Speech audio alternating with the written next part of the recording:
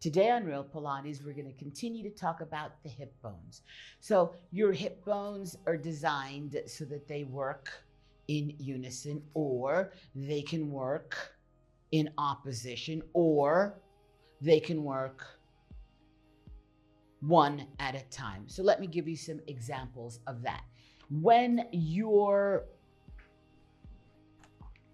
leg is quiet, we call that the leg bone is fixed, static, it's not moving. I can change the angle of my pelvis by doing a C curve. I can do a porno star. I can do a side to side movement of my hip. See how I'm lifting my butt cheek up, this one and that one. And so these are all movements that are done with the leg bone quiet, fixed. But I can also, with the leg bone moving up and down. So this leg bone is now static or fixed, and this leg bone is sliding up and down, and it's moving the pelvis. So that does a whole other different thing to the same muscles, and there's a whole reason of sequence why that is done. So I'm stressing the one that's quiet as I move this other one. This one here, as it's changing length, we call that a contraction that is isotonic, is having one kind of a thing done to it. Let's say it's getting its pedicure. And this one over here is getting its hair colored, right?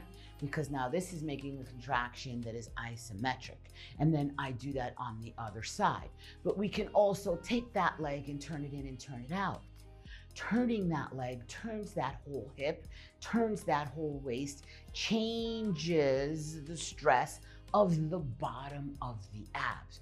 All of these movements, when they're done in a certain sequence, keep the health of that hip joint and help regulate the length of the thigh muscles. Because at the end of the day, I have never seen a bone move on its own outside of a few voodoo ceremonies I've been to.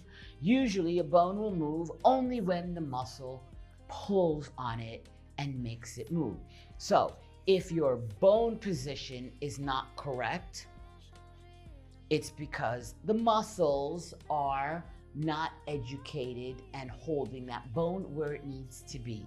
This is Pilates Master Nikki, and I got you covered on this. Just show up to class, and I'll see you in class. Yes, I will.